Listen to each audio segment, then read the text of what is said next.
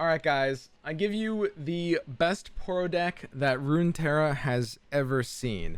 Now I realize that's not a high bar, but I just climbed from Plat 4 to D3 with this deck with a 74% win rate. Now of course that's personal win rate, not ladder win rate. It won't have nearly those ladder stats because personal win rate is always going to be very much higher than ladder win rate. Not the same metric, but it's a super refined deck and I can guarantee you it is the best a Poros deck has ever been in Runeterra. I'm actually super excited that this deck is so good because it's a deck that's a lot of fun to play. I mean, with the random keywords from Fabled Poro as well as patched Porobot, it plays out in very different ways every time, and you actually do have a lot of decision points as well. Like, it's not just all RNG high rolls. There's a lot you have to think about and adapt to the situations to be able to play it well, and I have a ton of fun climbing with this deck. But yeah, if you build Poros like this, they can be very competitive. I know that's definitely going to sound like a little bit of a joke, because I know it's like teehee, but swim, they're little Poros, they're cuties, right? How could they be good?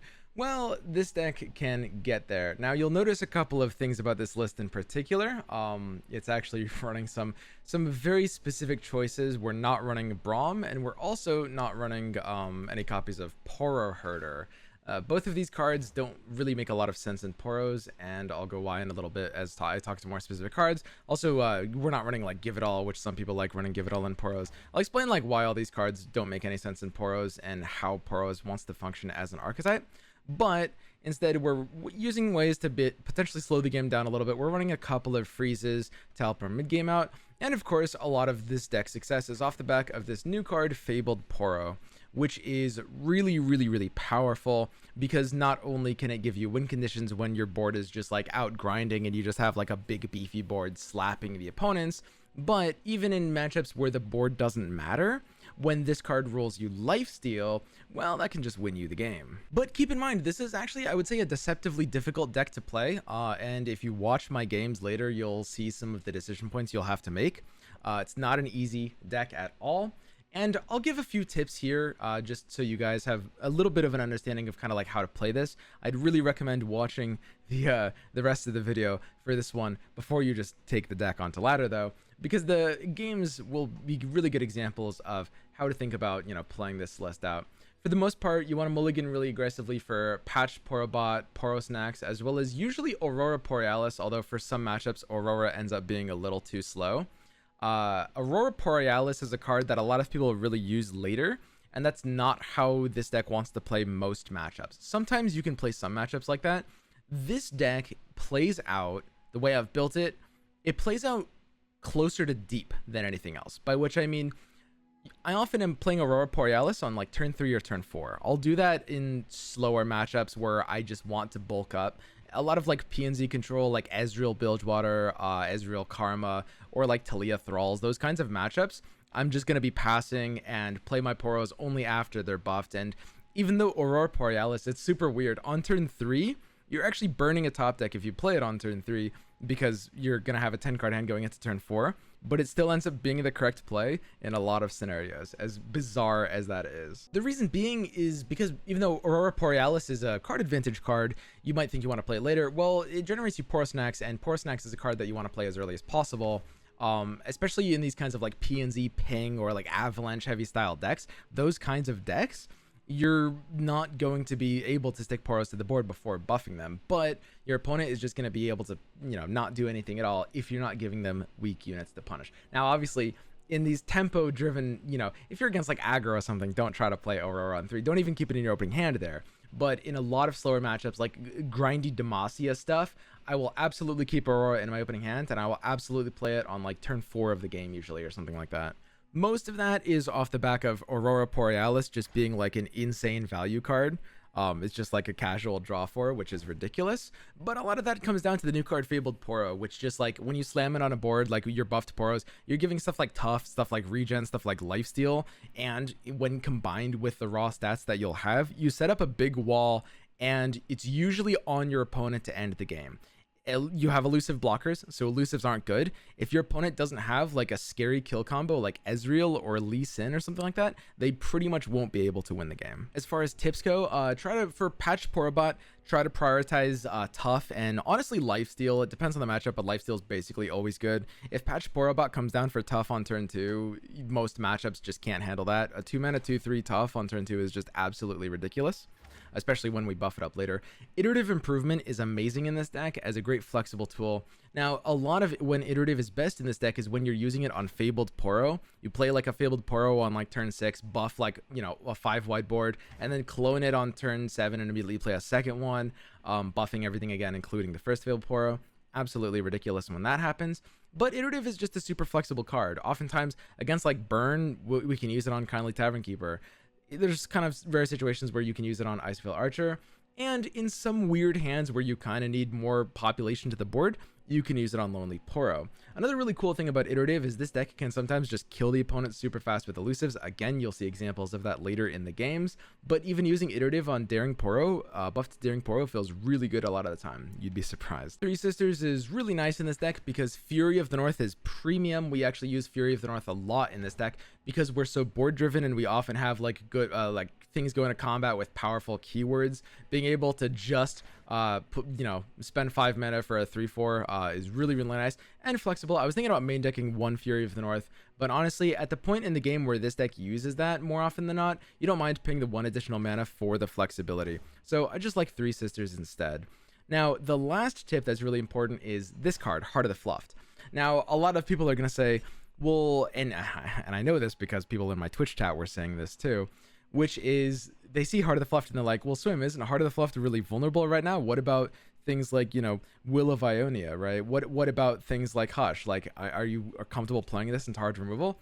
And the answer is, of course not. Don't play this from your hand in those matchups, right? Like, Heart of the Fluffed is a very important value option for matchups that can't handle it. And it's amazing and it will win you a lot of games. But if your opponent has hard removal, then just don't play it. You can discard it with something like Poro Cannon, and it's not going to be losing you the game by, you know, you playing your other cards instead. But as a 2-of, it's perfectly fine in this deck. I was running it as a 3-of earlier, and I still might want to keep it a 3-of, but 2-of feels good, and it's very valuable as an auto win in many matchups. For example, Lurk, they have no hard removal. You play a big Heart of the Fluff. They have no elusive blockers. Normally, their way of slowing down the game is by using Bone Skewer or Pike Spell to kill your board. But you play one big Heart of the Fluff, and it'll have like 15 health and 15 attack, and it will just one-shot them, right? So that's a good example of a matchup where Heart of the Fluff is just insane. All right, guys, so that's it for the tips. Let's go ahead and actually, before we get into the games, I want to talk a little bit about like some of the deck building decisions, because I think that some of the decisions in this deck are really, I guess, counterintuitive to a lot of people. So the first and foremost is I see a ton of people wanting to run Braum in these types of decks. Braum is a really bad idea in Poros for a lot of reasons. I think that the trap a lot of people fall into is this idea of like, you know, what I call control left deck building, where people will literally just do this. They'll type in this word, Poro, and they'll literally, like, they'll click everything in. They'll run 3 Braum, 3 Poro Herder. Some people will run Call of the Wild just for this reason, like 3 Heart of the Fluffed. And I mean, there's a lot of problems with that. The first and foremost is we kind of have to consider the needs and the pace of our deck as well as like the curve, right? The problem with Braum is, I mean, first of all, Braum's honestly just kind of a really bad card, but also he ends up being pretty redundant with the overall game plan of the deck, right? When you think about how this deck works, it is a deck that is just planning on surviving until you're able to buff things. You sacrifice board tempo for long-term value, right? This deck is all about sacrificing tempo for long-term value. We use Porosnax to buff everything permanently. We use Aurora Borealis for a draw 4. We use Fabled Poro to give everything a bunch of keywords that aren't even necessarily going to be useful for like 1 or 2 turns, right? This deck is all about making sure we're getting long-term value, and we want to combine that with things that are going to allow us to slow the game down and survive, right? Braum does more of what Poros are trying to do in a way that's effectively redundant, because he's also about kind of like trying to get you sustained value in the longer period of the game. But when your entire deck is trying to just gain like value in longer games, but none of your cards are actually help extending the game by keeping you alive or stopping the opponent's game plan, then your deck doesn't function. So Braum ends up being super redundant here, and honestly, he's kind of a trash card in general, and I don't know why anyone would run him in any deck. Like, people running Braum and Vlad would have been better off if they cut the Braum in that deck too. Now, hopefully you understood exactly, you know, like what I was saying with Braum, because it's the same exact reason why Poro Herder isn't really great in this deck. Don't get me wrong, he's not nearly on the level of Braum. Poro Herder is all right. In fact, he might be proper as like a 1 or a 2 of. I could see running Poro Herder as a 1 or 2 of. It's not terrible, but overall, I don't think he's great, and he's kind of the same exact problem. It's just kind of like a slow draw card in a deck that already has a lot of slow draw cards. You might look at Poro Herder and you might think, well, you know, it says the word Poro on it, and it's a 2-mana 2/3 draw card with a conditional Poro deck. So Swim, therefore, you know, you're already running a Poro deck. Don't you want a 2-mana 2/3 draw card? And again, the problem with that is like Poros already have just inevitable late game, right? We want versatile cards that are going to be flexible for discard targets for Poro Cannon. We're already not worried about running out of steam because not only do we have Aurora Borealis, but we've got flexible tools like Iterative Improvement. Like when you compare Iterative to Poro Herder, it's just a lot better. So Poro Herder ends up not being worth it. Some people run Von Yip in Poros, which is actually not bad. As much as Von Yip is considered to be a meme card, Von Yip is okay. I wouldn't do it in this meta though. I don't think it can find a place. There's a little bit too much removal, and Von Yip is kind of if you want to lean your Poros more towards like an elusive OTK blowout. This deck has that flexibility without relying on Von Yip. And the last thing some people run is Give It All, which is pretty bad here. You really don't want to be... So I think a lot of people look at Give It All and think it scales with keywords. Like the more keywords you have, the more you want to use Give It All. And that's... It's a little backwards. Like usually you want to be using it more as an attack buff with just like 1 or 2 value keywords. Like for the most part, after you've gotten like elusive and a big attack buff, you're not really getting much more value out of Give It All. Like it's important to think about what's really happening with this card. So I can guarantee you guys, Give It All is a better card at smaller keyword breakpoints than larger keyword breakpoints. Like if you're sharing like 3 or 4 keywords, Give It All is better than if you're sharing like 7 to 10 keywords. Now, in saying that, that's going to sound completely insane to you guys. You're going to be like, well, how can less keywords be better? But the thing is, to understand, the board states in which you have many keywords are the same board states where Give It All is not giving you very much value, right? Those are the board states where you're basically only losing to certain kinds of things that you have safer ways of playing around than Give It All. Right, those are the board states where you either need to be able to close the game out quickly, which Give It All doesn't always allow you to do, and those are the same board states where in a lot of cases you've won the game already anyway if you've actually managed to stick enough buffed Poros with those keywords. Another way to think about it is Give It All is basically a worse version of Heart of the Fluffed, right? They're kind of doing the same thing, but Heart of the Fluffed is giving you a cheaper option that is able, because it's 2 mana cheaper, it's actually really, really relevant because part of the function of Heart of the Fluffed is you can race down pretty aggressive decks, just sometimes blowing them out on as early as like turn 6 or 7, which Give It All you're not going to be able to do against an aggro deck. They're going to be putting way too much pressure on you that this deck will not be able to turn around with Give It All on those turns and do that. I guess the last way to think about it is kind of like this. From the deck builder perspective, you look at Give It All and it's a card that gets a lot better in certain matchups, and it's a card that you're going to avoid playing in other matchups. So you might say, well, it could be better than Heart of the Fluffed, right? Because sometimes you don't want to play Heart of the Fluffed. But think about the matchups in which they have counters to Heart of the Fluffed. A lot of that's Ionia right now, right? In those same matchups, they're going to have Deny for Give It All, right? That's kind of the problem, and that's what makes it worse than Heart of the Fluffed, because it doesn't play around anything unique. There's no matchup that Give It All is good in that Heart of the Fluffed isn't better in, pretty much. So it ends up being kind of like redundant, and it doesn't have the early blowout, a little too slow, and your units already... Give It All is more for sharing like attack and health than it is for sharing keywords. And in Poro deck, all of our units are already like really beefy with attack and health, and if they're not, if we haven't drawn our snacks, then Give It All won't be giving them stats either, because none of our units are going to be really big. Although some people like running Vi in these kinds of decks. Vi Give It All does slow this down. It's not worth it. Running Via on her own is okay, but still not worth it as a board slot. You're definitely better off just running more Poros or more ways to stall out the game, as with a build like this. Okay, we can get into the games now. I just wanted to talk about this deck builder perspective, because I see a lot of people, so many people come into like Twitch chat and on, you know, YouTube comments. And did I just type Twitch in here? And people talk about you know, like, oh, Swim, why isn't Braum in this deck? Oh, Swim, why isn't Poro Herder in this deck? That's so weird, right?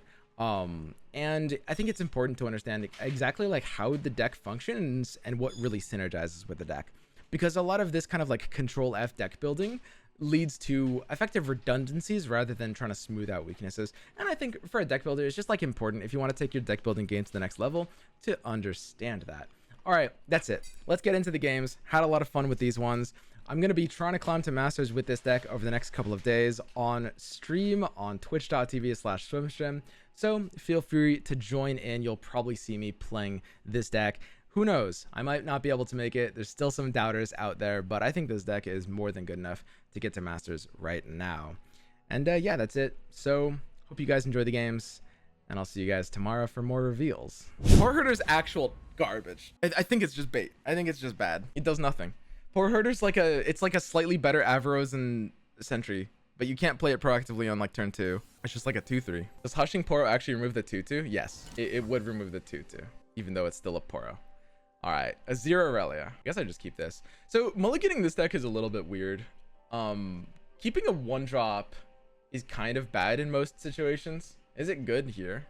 I think keeping 1 Daring Poro is fine. See, like, this card sucks. I'm so unhappy that this card is in my hand. This deck is basically like deep. That's what like people were saying that earlier. That was the comparison, and I agree. Like, any deep player would like Poros, because you just like chill and then you snacks a few times and then you just like vomit your shit and win. It's actually cracked, guys. My win rate with this deck is like 85% right now. Like, I played like 3 hours last night. Okay, it's closer to 70 something. It's like it's 75 or high 70s%. I played like 3 hours last night, and I won almost every game and climbed up to from like plat 4. Also, when you roll tough on this, it's literally unfair. Like, there's truly something not okay with that. Challenger on this one. I kind of like being able to like kill his student. That's kind of nice. Student's kind of annoying. Oh god, is that even the play though? Like, Mighty Poro just kind of like punishes him anyway. He can save it. Yeah, I mean, he can, but if I'm forcing him to save his student, then I'm very happy. I don't like to admit it, but I love watching porn. Viewing Swim shove his Poro deck in ladder and cooming all over the opponent while white fluff covers his board really makes me satisfied. Ending the game with a hot, not bald porn, granting all of his units random keywords like Fury is so strong. This drag looks kind of bad. Man, whatever. And best of all, Twitch doesn't flag this content because they only see the facade of an innocent little card game called Runeterra. That's perfect. Like, if he saved it with a Shapestone, that'd be awful, but this is amazing. Forcing out, like, he sets himself so far back by forcing that out. He probably has a second one if he played that. Oh, tough boy coming in hot. Like,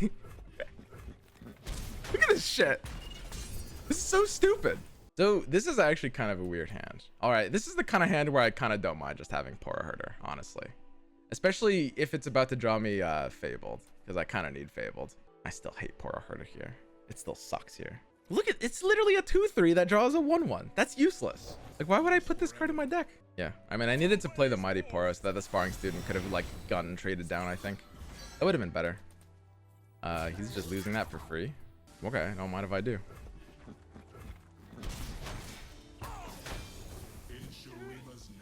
You might have wanted to keep that, homie. Avaros and Sentry would be better. I think Avaros and Sentry might literally be better than Poro Herder, yes. I mean, okay, that's a little too edgy, but almost. Like, really, really close, yes. All right, we drew our Fabled Poro, so I mean, this game's over. GG, dude. You guys think I'm pulling your leg. I get it. It's like, haha, Swim. I saw you load up the game. I saw you lose a game 2 games ago, Swim. This can't possibly be good. You'll see. You'll see. Just keep watching. You'll see. It's okay. I can wait. I don't have to convince you right now. I can convince you an hour from now. Oh look, we've got Fury Challenger. Oh look, we've got Fury Tough. Oh, look at that.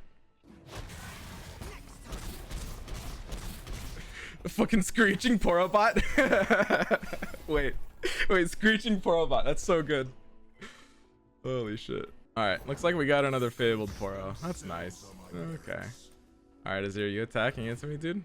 I'm kind of like, I'm looking for an excuse to kill off my Poro Herder so I can have board space for this. That's a rite of calling. Okay. Bye, Mana Gem. This is quite interesting. Right? Oh, he's got the waking sense. Okay. Oh, looks like my ooh, my Furies, my tough Fury. Oh, that looks great. Oh, don't mind if I do. This new Poro champion is OP. Yeah, not even close to fair. Ooh, oh, looks like a Fury tough Fury over here. Why am I going out of 5? Wait. What is up with that actually? I mean, it's not like my health matters. It's not like my health can matter. Like, whatever. The game's literally unlosable. Who cares? Actually, there's an argument to just like block down one more so I can just like Fabled into next turn. I think I'm happy just open attacking though. Yeah, I think open attacking is better anyway. Game's unlosable. Copium.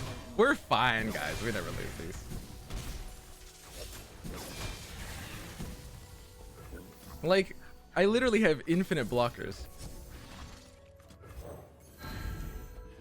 All right. This guy's got quick attack now. Quick attack Fury Challenger. Oh, hello. I mean, I don't have a single snacks, but I mean, I can cast 1 snacks off of Borealis. We don't have a single scout, so I guess I'm just dick swinging. I guess we're dick swingers. That looks like lethal to me. Yeah, I mean, what's he gonna do to stop that, honestly?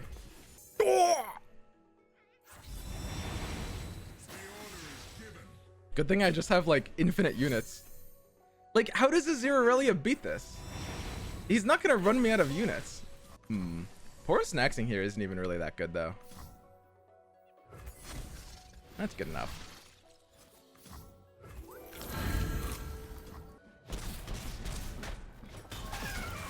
We knew he had that. I mean, I could have developed into him with like Mighty Poros last turn, but I think setting up the Aurora is just better since I haven't drawn snacks yet this game. Aurora is just like super good. Like, there's no way he can get through this wall. You guys don't understand. Aziralia literally can't beat this deck. Like, it doesn't matter how slow I am to kill him. Man, what's with all these units? Where did these come from? Wait a second, hang on.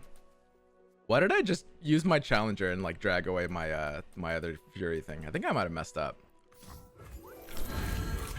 All right. I do think I might have messed up somewhere along the way. Man, you always think you're fine, you know? What?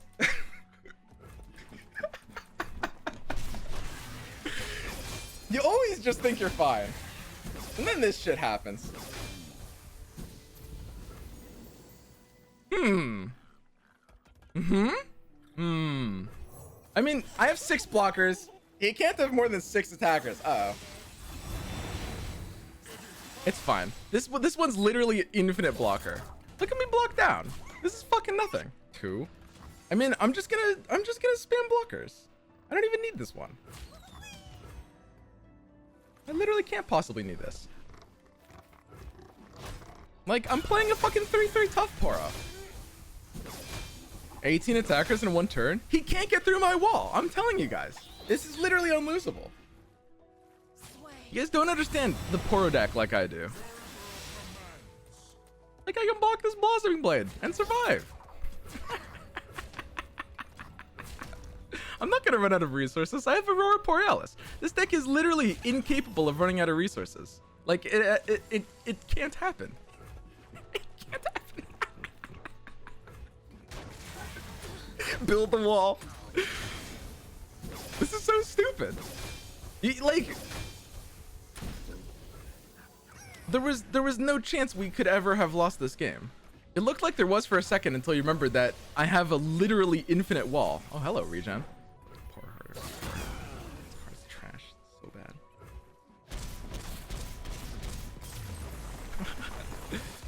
This sort of cliff sub you should post to Twitter. Oh, that would be a good idea.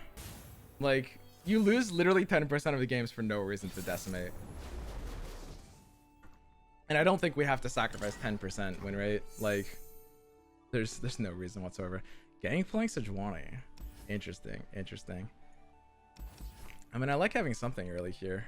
Is keeping Lonely Poro even make more sense than keeping Poro Cannon? Like, I've been doing it because it feels better to like play proactively and early, but I'm pretty sure it makes like negative sense, right? There'll always be something that I should be fine discarding for Poro Cannon, doesn't there? This is a pretty early and fast hand, huh? That's why we play around cards, guys. Listen, obviously that last one was a misplay, but I mean we won, so that means we played perfectly. What do you mean? This has Augment now. These are a lot of elusives. Is that a parlay? Oh man, I haven't seen parlay in so long. There's a blast from the past. So he's already dealt Nexus damage, which means he's already triggered his things. I don't think I really gained that much value out of blocking the sentry. And Augment on Porobot is a really bad keyword. So I think I probably will let that one through. But I do want to develop at least one Daring Poro. I think just playing Daring Poro from hand makes the most sense. I don't know. Maybe I shouldn't mind letting him draw. Yep, that's good. Like, even if I draw Snacks at the top, we do well. It's too tough. Hello. I do still want to use Snacks reactively. I don't feel like I'm in a big hurry to race him. Sejuani level up does make me in a hurry to race him. I think I actually just open attack with Snacks on both. Sejuani level up is spooky in this matchup for sure, and like his deck is one that actually plays for Sejuani level up. Unlike, you know, like Teemo Ezreal running Sejuani, like they don't really level up Sejuani by the time the game isn't over anyway. But this one is gonna be a problem if they get leveled Sejuani. That's bad. How fast can I kill this guy? Turn 7. All right, going for the turn 7 kill then. Yeah, I think I will actually just try to kill on turn 7 with Heart of the Fluff. That looks good. I can't discard anything here though. I'm basically one ace. Maybe I had to discard Mighty Poro. That could have been. Aurora Borealis. Oh, is this matchup so fast that I'm discarding Aurora Borealis and just going in here? I think I actually can't discard Aurora Borealis. I think at this point, Sejuani level up is something I can actually beat if I play for Aurora Borealis. That's so dumb. But I think I'm actually fine against that. It deals 3 damage at the cost of 2 of its health. I'm fine with that. I do like putting a little bit of pressure on. That can matter. I'll just Aurora this turn then. We're skipping the lifesteal and patched Porobot, but I think it's actually fine here. The thing is, like, if we're not Auroraing next, like, Aurora is a really weird card. You kind of have to use it as early as possible. It feels like a card advantage card, but like Porosnax scale with like the ability to play them early. So like I think the idea of just using Aurora as late as like when you're out of steam is kind of a bait. Especially because these fork the opponent because they're like open attacks are no longer really good. I don't mind threatening the Gangplank here. I mean, I can always just use one of these. I think I know I'm going to use one of these no matter what. I mean, this isn't going to be quite big enough. Yeah, I think just like bullying the Gangplank out of this attack with his potential 5-2 is fine. Yeah, leave the other one open. I mean, I can still go for the Heart of the Fluff if I want to. Sejuani's not leveled yet. I mean, the second Porosnax, like, imagine if he has a Make It Rain right now. It would be really good, but this second Porosnax literally blows it out completely. So how do I beat the leveled Sejuani with a fucking board that's entirely reliant on stats? Because that could be a little difficult. That could be hard. I forced trigger at 1 round a little bit early. It's doable. It's doable. Wait, I almost have lethal on my open attack with these Daring Poros. That's really dumb. I'm not going to open because I want him to develop into me, but I could just lethal him next turn. If he's not ready for it, he will just die here. Alright. He needs to like save a Sejuani or something. I mean, I'll just play more. This looks good. 3 Sisters is nice. Yeah, I can just entomb the Sejuani. Like, that's totally fine. Yeah, he's just dead here. Like, what is he going to do? What do I discard with Poro Cannon, though? I think Heart of the Fluff might actually be important to beat, like, weird Sejuani things. I think I might just discard Plunder Poro. Here's another Poro. Alright. I mean, even if he has Sejuani, he can't level her up in time. She's 4-5 and he doesn't have enough mana, right? Here's another Poro. He's dead. He's literally just dead. Here's another Poro. GG, dude. Yep. Pretty much.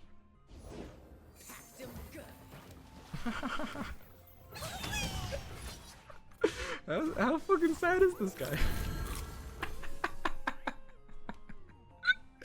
Oh god. That's so nuts, dude. It's fucking triple keg dice shards. It's dealing 3 damage to the entire board. And it's still not enough. That's so funny. Holy shit. That's why I love this deck, guys. It's not because I like Poros, it's because it's secretly an elusives deck. Shh, don't tell anyone. Oh, it's Bones. Or Bones. Yasuo Swain. Bones would be playing Yasuo Swain. Alright. Looks like we're full mulling. God. Patched Porobot though is like such a good card. Patched Porobot is kind of like so much of the payoff of this deck. I don't... Oh, mulliganing this one is so painful. Can't do it. I can't do it. I tried to do it. Should have mulliganed it. I fucked up. I mean, I can do some chip damage. I think I literally just double passed just off the off chance I get Aurora in the next draw. Ooh, you know what? This looks like a good matchup for the elusive keyword on this guy. I will take an elusive patched Porobot. Why the heck not? Don't let the fluffy tails fool you. The prettier the rose, the sharper the thorns. The sharper the thorns. Alright, my hand is weird, guys. This is a very strange hand. I think I actually need to play more of these. I probably have to discard one of my three sisters. I guess I'm an aggro deck with this draw. I don't know if I want to be an aggro deck, but I guess I am. What we're doing. Oh, hello! I mean, he can't even really punish development, right? What is he gonna do? Deafening Roar? Hey, remember this?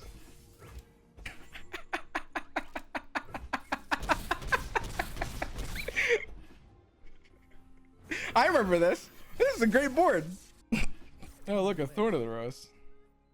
You may have this. These sisters actually need anything from us here? Now who's got the upper hand? Okay, he's trying to like do some kind of degenerate combo on me. With two Blade Twirlers on the board, things can actually get scary kind of fast. I wonder if it pays to stop one more development. I could like iterative the Thorn for a blocker, because like that'd give me Guile and I'd have enough mana to use it plus the blocker. But like, I kind of want to use iterative on an elusive. Why is that lethal? Why is this so much damage? Yeah, using iterative on the Thorns has to be correct. That's fine. I'm gonna need to block with an elusive anyway. Because apparently he's just lethaling me. I mean, I have to be fine here. How can he actually stop himself from getting lethal next turn? Is there a way? Is it possible? Oh, double flock. Might.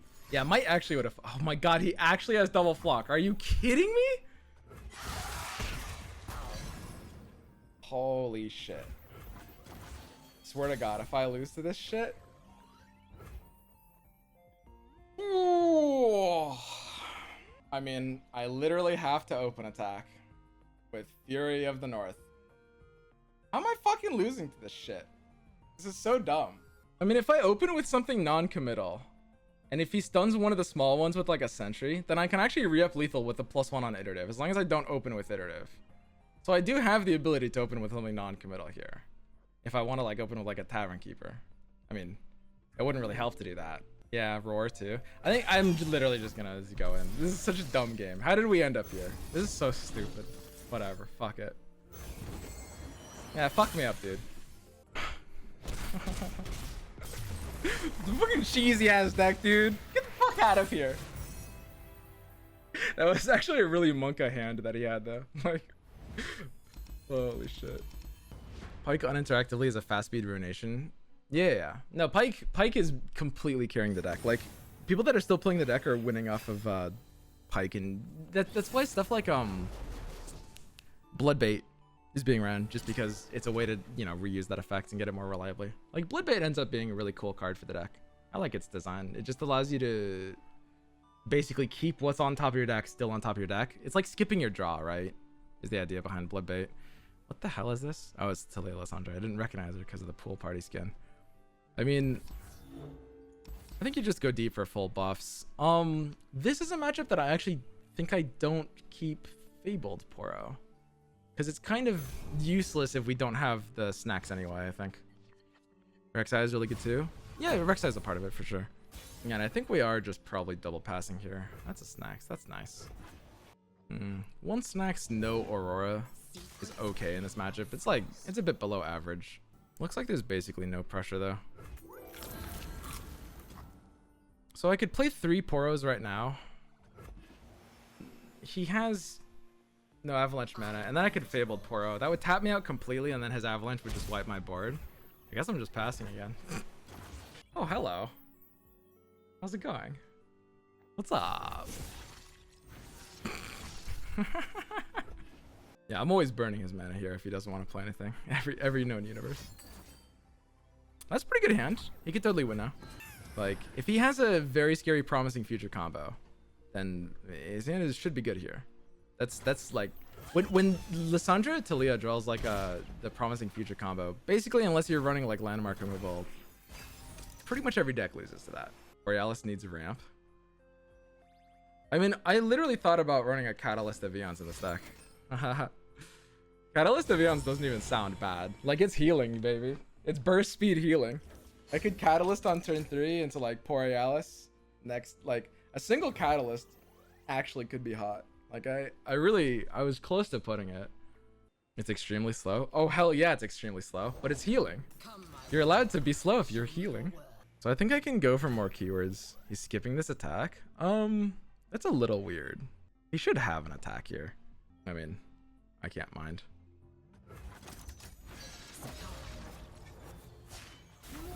I guess he is just like leveling up Lissandra for free on this turn. A leveled Lissandra on turn 5 is a little bonkers. Like, that's pretty good. Wonder what my plan is here. Oh, I've got more Borealises though. So normally Poro Cannon would be a really nice answer to this. Would be. Oh, we got one more daring. Okay, one more daring. All right, that's good. Basically, this is now a game of like, let's see how many elusives we can roll. Battle Fury. Yeah, Battle Fury is kind of funny here, I guess. It gives you some more blow up potential. Honestly, like I kind of almost do want to run Catalyst of Eons. All right, so we've got the 6-wide Fabled Poro. Let's see what we got. No elusives on anything. Okay, these keywords kind of blow. Oh, we got elusive on itself. Sorry. Elusive on itself. I mean, if he avalanches now, then his Ice Shard will be enough to kill anything that didn't get tough. So it'll kill this elusive one. So if he has like avalanche, he should use it right now. Like, how is any deck supposed to beat, like, when you flip your Lissandra on turn 5, there's actually basically no deck that beats that anymore. It's literally like you're losing to everything. Everything. What the fuck? These land units aren't looking great. Fucking land units. Fucking top Nexus. Shit. Alright. How long can we actually stay alive from this shit? We've got 2 Troll Chants. I mean, my board is like really beefy. Talia Malphite would win here? That's true. You got me. Maybe I'm actually not supposed to give him board space. Like, Archer's dying to his own Ice Shard anyway. Why did I challenge that? Alright. I mean, but if he Ice Shards, it's kind of worse for him than me. Because of the thralls. Alright, 2 more snacks. Are you fucking kidding me? I mean, no fucking way, dude. That's not happening. So the one on the left is the one you can see. I mean, I'm always using that one no matter what. I could maybe double Troll Chance instead of using the other one. I need to keep my elusives as much as possible. The 4/4 elusive could stay alive with Troll Chance. I think if I'm not winning next turn, we're gonna have problems. I can actually stall one more turn with the Troll Chant on his last attack. Like, my Poros are so big. I think I just like snacks the shit out of this. I think I can survive one last turn against him with all my blockers and triple Troll Chant on his turn 9 attack. Like, what does he do against that, actually? Alright, let's fucking go, dude. Tough Nexus? Nah, dude, these Poros will fucking smash this Nexus. I don't give a shit. Alright, he can no longer, like, avalanche or anything, which is pretty nice. Like, the fact that these are both at 2 health is great. Doesn't Troll Chant feel kind of clunky in this deck? Yes. But, I mean, it's Troll Chant. It's clunkier in this deck than, I guess, an average deck, but it's still Troll Chant. We're still chanters. Keeping the Challenger might have been important. Yeah, this one's a little bit better. I mean, it's still going to get the same block next time anyway, because he's going to use Ice Shard on the attack as well. All right, he's healing his Nexus too. All right, need more elusive. Oh, we got more elusive.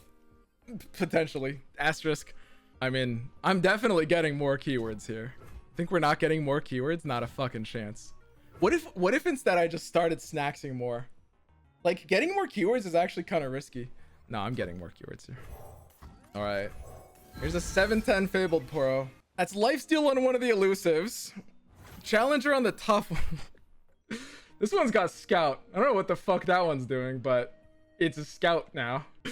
Pull Lissandra? Yeah, I mean, I can theoretically kill Lissandra. Theoretically. I mean, we can try. That actually matters quite a bit. These three are all elusives. I mean, fucking the Fabled Poro has an attack here.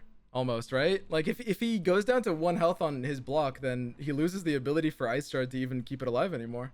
Maybe if he's got Troll Chance, he could just let this through if he really wants. I think keeping Fabled Poro alive is just safer. I will literally just out beef this guy. I don't give a shit.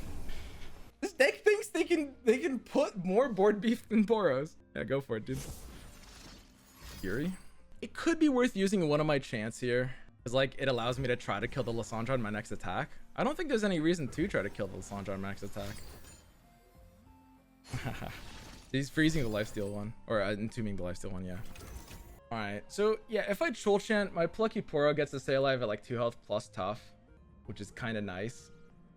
And it gives me another shot at trying to kill the Lissandra, which allows me to block more. It makes me potentially take more from the overwhelm, but I don't think I even mind. We need the body, exactly. All right. I mean, yeah, go for it. That Ice Shard is kind of weird, because that doesn't really do anything, but now his Frostguard Thralls are killed on his own Ice Shard next turn, so he just can't Ice Shard on the offense now that he used that one. I don't get that. I think this matchup is actually just really favored for this deck, guys. Like, he literally had 2 Thralls and a flip Lissandra on turn 5. he had 2 Thralls and a flip Lissandra on turn 5. What the fuck? This is so stupid. Alright, let's go, dude. Brittle? Yeah, Brittle's sweet here. I don't even know if I'll end up using it. It's not bad. And this Entomb has our 3rd elusive. We're just blocking the big one. I guess I just pre-brittle this one over the right side. Yeah, sure, that's fine.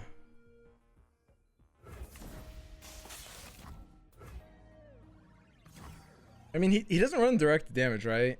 Oh man, it is actually kind of funny. If he's running like a weird... He's gonna get this Ice Shard and he's gonna get the next Ice Shard on my open attack. So if he uses fucking Ravine, I'm gonna need to Tavern Keeper, which just slow me down a little bit. I don't think there's a single downside in just pre-troll chanting right now.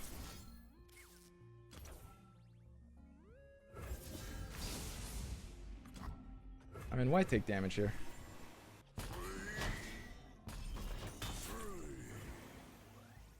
And I mean, I don't need to bank mana either. Since we pre-committed troll chant, we're never gonna need to Tavern Keeper, so I can always just Aurora right now for maximum mana, right? Like, this is actually just more valuable. I don't think there's any way he can win this game anymore. He's completely screwed. Like, I'm gonna threaten Lissandra again. He's lost all of his thralls. They're all gone.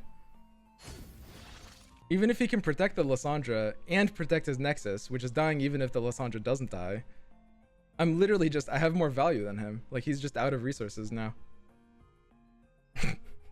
Yeah, I think he's just seeing if there's like any way he can possibly win. Open attack looks fine here. Poros are just bigger thralls. Exactly, Poros are just bigger thralls. Yeah, go for it, dude. You got it. Like, imagine playing little thralls. These fucking 8/8 overwhelms ain't got shit on this deck. Poros are so fucking busted. It's honestly a joke that Riot hasn't fucking nerfed them yet. Why did they nerf Aurelia but not Poros next? Yeah. Same. Yeah, I mean, I don't think there's a reason to develop in here. Can't think of a single one. Alright. Looks hot. Got a land unit here. I mean, my land unit's getting it in. Like, my land unit doesn't have any... There's no blockers he could do that are actually good. He needs, like... How many units does he... Yeah, no, there's no way. Alright. What a stupid game. That one honestly didn't even feel that close either. Like... I mean, don't get me wrong. We had a good hand for that matchup too, but... The fact that... I don't think there was a moment where it was, like, super close to being lost. And even if I hadn't killed him that turn... The thing about Poros that's kind of nuts... Your deck is fucking busted. Yeah, GG Turtle Duck. I agree, dude. Like, yeah, right? Isn't it? That's what I'm trying to tell these people. The thing about Poros that's fucking nuts is like, even if we hadn't rolled those elusive Poros, we still outgrind. Like, we're not just winning the tempo game. We're winning long term too. Like, he runs out of resources and we don't. Like, that's it. It's it's so stupid. GG, dude. Yeah, this deck is cracked. This deck is actually crazy.